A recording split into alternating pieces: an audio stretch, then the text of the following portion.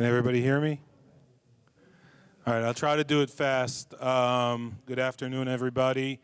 Apparently we're having this session in English, and I apologize for the technical difficulties, but it keeps things interesting. My name is Haim, I'm the CTO of Bank Hapoalim, and I'll try to take you through a short journey around AI and the financial system and how we actually see AI unfolding and overcoming or helping us serve our customers. Without further ado, I want to start with our competitive landscape. So typically, if you visited a bank or a financial institution in the past, what you will hear is that the competing banks are fighting over the same revenue streams or competing with us over the marketplace, and that would be the typical competitive marketplace. But fast forward a couple of years, if you're looking at the last 3 to 4 years, the field looks totally different. Now the fintechs are around, and they were perceived as the competitive landscape, which wasn't really accurate because we saw fintechs as an empowering group of entrepreneurs that helped us stay on our toes and actually drive innovation faster and then collaborate. So we kind of worked out some sort of a co-opetition model with the fintechs.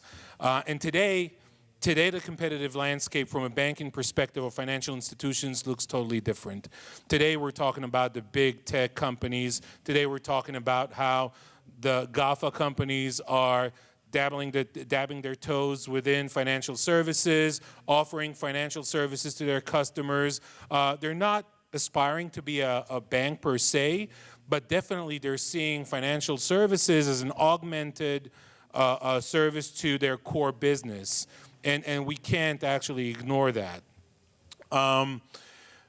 Data is driving everything, right? So the crust of this conference is all around data and what we do with the data.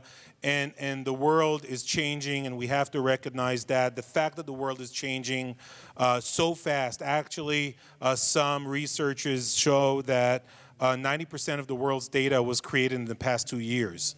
Right? So the world has changed, and we can't go back, which means that we have to adapt to it, that we have to go through the evolution of data management within our core platforms. So if you're looking at the journey that we've made from data structures to data warehouse to unstructured data and social media and big data and data lakes and all that stuff, I want to tell you that today, all of that actually changed, and the conversation around that data is more about not how you store it, but more how you process it.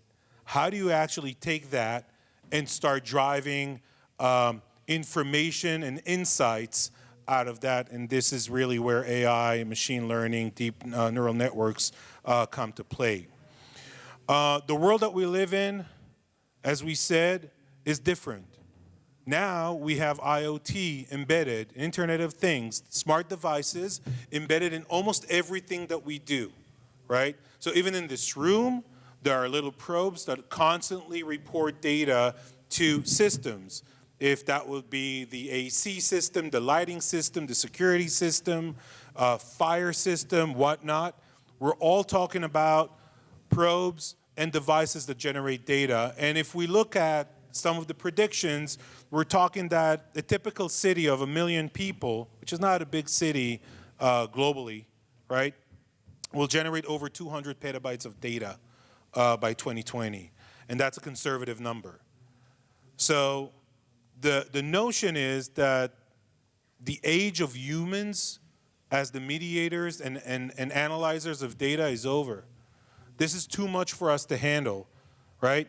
And we're looking at the dawn of the thinking machines that will take that data, process it, correlate it, and provide some insights. Let us know what's going on around us. So just as an example, when we hit the road, we won't be surprised by the traffic jams or the accident. We'll get real-time notifications about changes in our environment, and we'll be able to manage that information better. And that's all due to the coming revolution that we're talking about. Industrial revolutions, 4 big industrial revolutions, the invention of the steam engine, electricity, information technology, and today we're talking about the revolution of artificial intelligence. It's nothing short than transformation of our daily lives. And if we talk about artificial intelligence, we really want to kind of focus on what intelligence means. So intelligence is actually our ability, or the ability, to take data, right, and process the information. Process the information and get a conclusion on the far end of it, right? Also, when we talk about artificial intelligence, we're talking about a machine compared to a brain that is much faster than us, right? If we're looking at circuits that operate in the frequency of 1 million times per second compared to the human brain, neurons beat at a pulse of 200 pulses per second, much slower than an actual computer circuit. There's another difference when we talk about AI, and that difference is around the physical real estate. So our brain has to fit in our cranium. It is what it is. If you're fortunate enough to have a big head like myself, you have a lot of brain. Doesn't mean that you're smarter, though. But we have to do it, and we can't scale, right? It's not that I can actually take my brain, ask for an HDMI cable or a serial cable, and then chain it to another brain to work together on a big issue that we want to solve, right? It doesn't work that way. But when we talk about computers, we can actually deploy software on hardware platforms that today are ubiquitous to us. Cloud platforms, huge data centers. We can pick and scale as much as we want, as much money as we have to spend on that challenge. That's the number of, or the amount of processing power that you'll get, and it's almost infinite, right? With Amazon Cloud and Google Cloud and Microsoft Azure, having compute power is at the tip of your fingertips, no matter if you're a very small startup with 3 people in it or a huge company like a bank. The factor of how much money you want to spend on that will determine how much computer power you're going to get. So to try to explain that in simple English, if we give a challenge to a computer and we'll let the computer analyze it for about a week, okay? And I'm oversimplifying.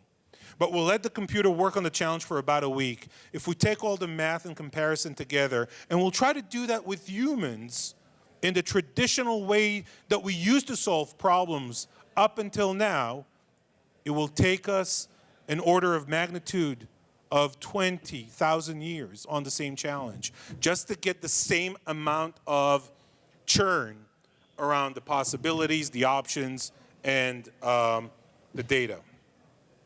Now, we spoke about big tech, right? The big 4.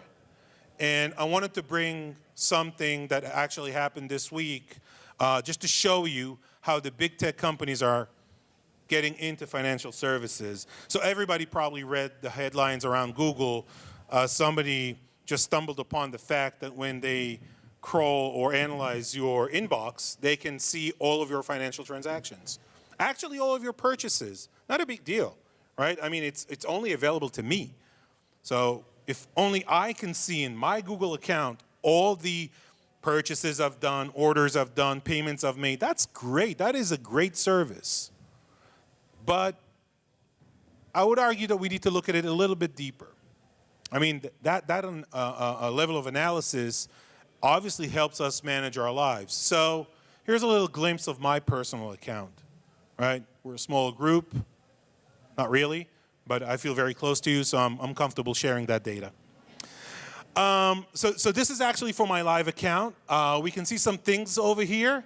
We can see that I've made some purchases, different types of purchases. The icons over here delineate between e-commerce and online transactions and real transactions with local retailers. And let's take a deeper look at that and try to understand what the story is behind the data points. So the first thing that you can see is that, and those of you who cannot read Hebrew, this is the Avenger Endgame. I actually bought physical tickets to the movies. And if you drill into that, you see I bought 4 tickets.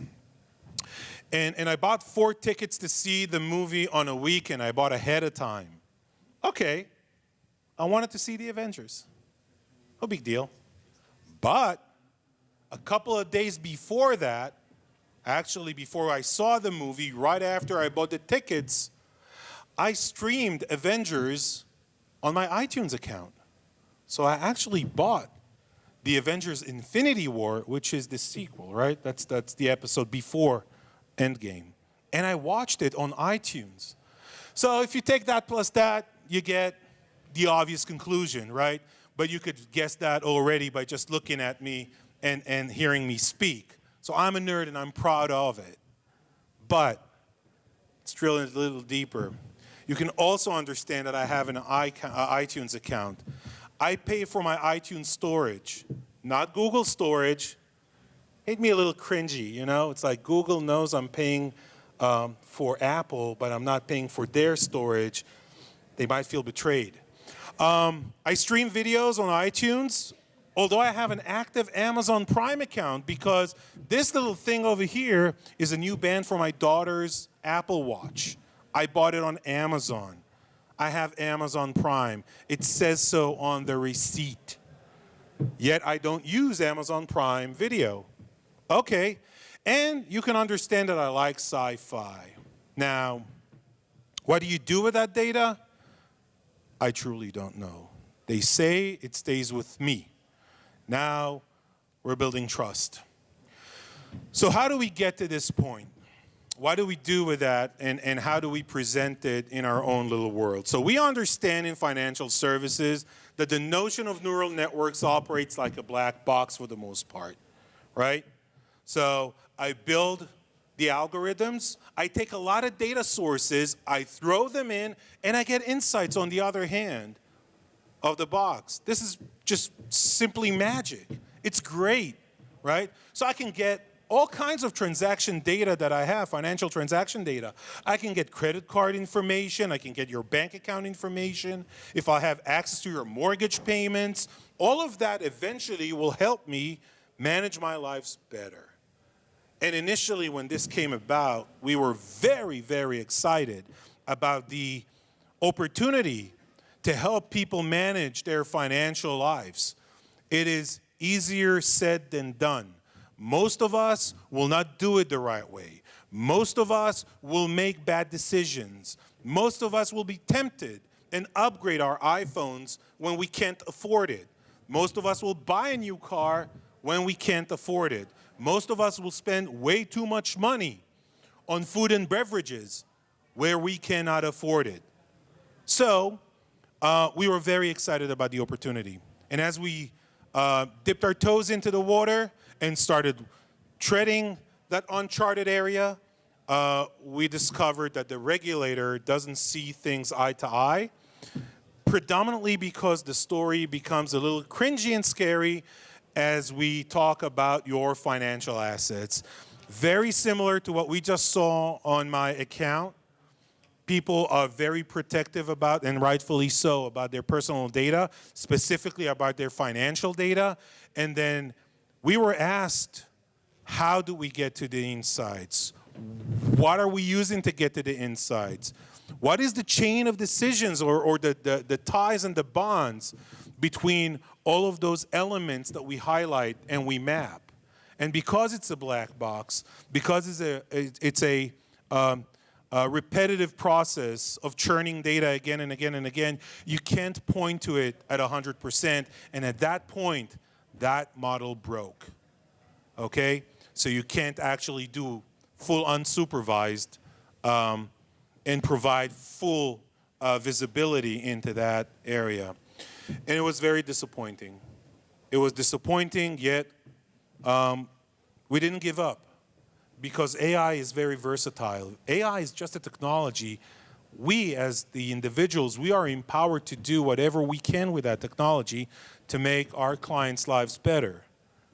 And we spend a lot of time thinking about where can we use AI. And then we actually got the idea as we were traveling back from a business trip, and we went through the airport and realized AI has already been used in our border control platforms for facial recognition.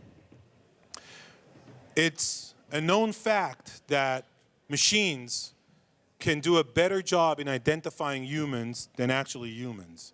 Those individuals who sit in border control look at your 5-year-old picture without a beard in my case, now I have a beard, and try to figure out, is that the same person? A machine does that in a split second and in a much more accurate way. So we took that and we said, okay, let's combine that with some of the user experience that our customers are feeling. And it plugs into the digital story, and the digital story is impacted by the tools that we're using today on our daily lives. So if we're looking at our onboarding process in all of the mainstream applications, it's very smooth. You just install an application, fill out a couple of fields, and you get the service and you're up and running. Compare that to opening a bank account, very different. Today, in order to open a bank account, you have to go to a branch. You have to sit with a physical person. You have to sign paper forms. You have to have a conversation with a human being.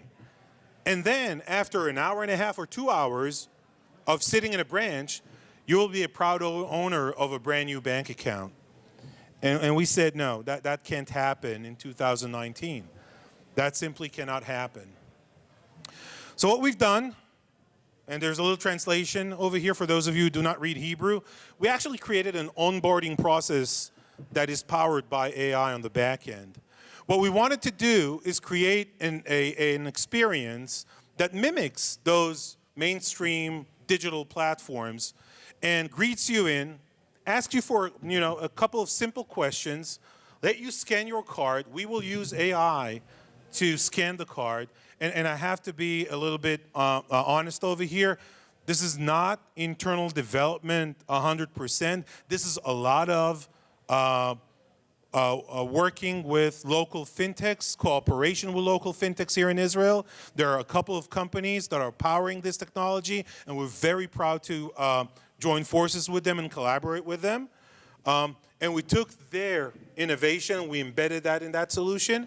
So we can scan your card, we can scan your face and verify that you are the card holder. And eventually, we ask you to show or say a little sentence for liveliness so we can understand that the person in front of us is a real live human being. And eventually, you will be a proud owner of a brand new bank account in a matter of minutes in the real world. At that point, you can take your bank account, walk to a branch, and start doing business. That is an amazing transformation between what we used to do and the way that AI empowers financial services today. I have a lot more to say. I only have about 2 minutes because of the technical difficulties, so I'll try to rush through it. What more can we do? Obviously, NLP and NLG are at the core of the business. That enables us to be multi-language, multi-platform at any given time. This is great for accessibility, right? No longer having the challenge of talking about just a single language on a single platform. We didn't invent that, right? We're piggybacking on the big tech companies that are already pushing into the market and making us accustomed to all of the voice assistants. And other than all the regular things that we can do with the voice assistants, I argue, why can't we talk directly to our money? Why can't we use those platforms to have a conversation with our dollars and cents and ask them questions? Ask them, hey, can I upgrade my car? Can I reduce my expenses? What can I do with that in order to make better financial decisions? And it's easier, or will become easier, as the world becomes smarter. As we start seeing our home being fed with smart devices that always report information and data about the way that we live. How much power am I consuming? How long am I using each and every one of the appliances? How much money does it cost me to run a load of laundry? That is a question that most of us don't even know how to answer. When we plug that into another layer of smart cities, things become to make more sense, right? If the city reports and let us get more insights about the utilities that we're getting. We can plug that into our personal use patterns and empower that as well. And eventually, due to recent innovation in the economic world, we can embed that into smart contracts and intelligent financial systems that will tie all of that together. We will tie all of that together with one notion and one goal. And the goal would be to shape an environment or lead the creation of an environment that actually serves our customers to help them make better life decisions. It's a matter of three main building blocks. It's data, deriving insights out of that data, and lead the customers to insightful and smart actions. Ran out of time. Thank you very much. Apologize for the technical difficulties.